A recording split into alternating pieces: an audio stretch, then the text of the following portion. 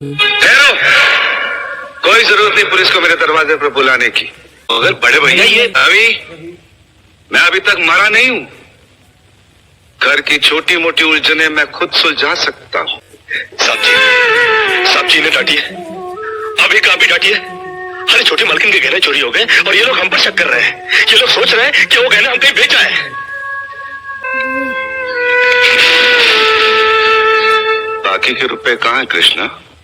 क्या क्या पूछा आपने साहब जी? मैं पूछ रहा हूं कि बाकी के रुपए कहाँ है?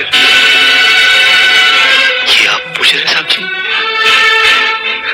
अपने कृष्णा से? देखो कृष्णा, गलती हर इंसान से होती है। तुम मुझे सही सही बता दो कि गहने तुमने कहाँ बेचे, मैं तुम्हें कुछ नहीं कहूंगा। अब कहने के लिए बाकी क्या है साहब जी? एक छोटा सा सवाल पूछ के आपने बहुत कुछ कह दिया साहब जी। कृष्णा, बात को आगे मत बढ़ाओ। बात आगे बढ़ चुकी है साहब जी, बात आगे बढ़ चुकी है। अब तो आप पुलिस को ही बुलाइए। वो जब हमें कुत्ते की तरह मार मार के हमसे पूछेगी ना, अब तो हम तभी बताएंगे कि हम गहने कहाँ बेच कर आए साहब जी। मत कहो मुझे साहब जी। इसी साहब जी की इज्जत आज तुमने मिट्टी में मिला दी। क्या कुछ नहीं किया था मैंने तुम्हारे लिए, उसका मुझे तुमने ये बता।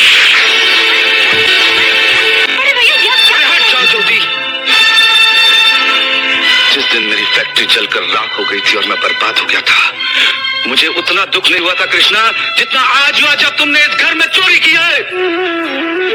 बचपन में जब हमारे माँ बाप मर गए थे ना और हम अनाथ हो गए थे ना, तब भी हमें इतना दुख नहीं हुआ था जितना दुख हमें आज हुआ है जब आपने हमें चोर कहा साहब जी। आपने हमें चोर कैसे कहा साहब जी? और ज्यादा सफाई देने की जरूरत नहीं है। दूर हो जा, मेरी नजरों से दूर हो जा। निकल जा इस घर से। अरे इस घर से क्या, इस गांव को ही छोड़कर चले जाएंगे। अरे मुझ अनाथ का क्या है, काट लेंगे अपनी जिंदगी कहीं भी। इतने साल इस घर में बेफिक्री से ये समझकर काट लिए कि साहब जी का हाथ है हमारे सर पर। हमको क्या परवाह किसी बात की, मगर नहीं, अब हम जान गए कि इस दुनिया में अनाथ का कोई नहीं होता। हम जा रहे हैं साहब जी और इस घर में कभी नहीं आएंगे। अभी निकल जा। दोबारा इस घर की दहलीज में कदम भी रखा तो मेरा मरा हुआ मुंह देखेगा तू। अरे नहीं नहीं नहीं, मुझ नौकर के लिए अपने दिल को दुख देने की कोई जरूरत नहीं। मैं कदम भी नहीं रखूंगा यहाँ पर।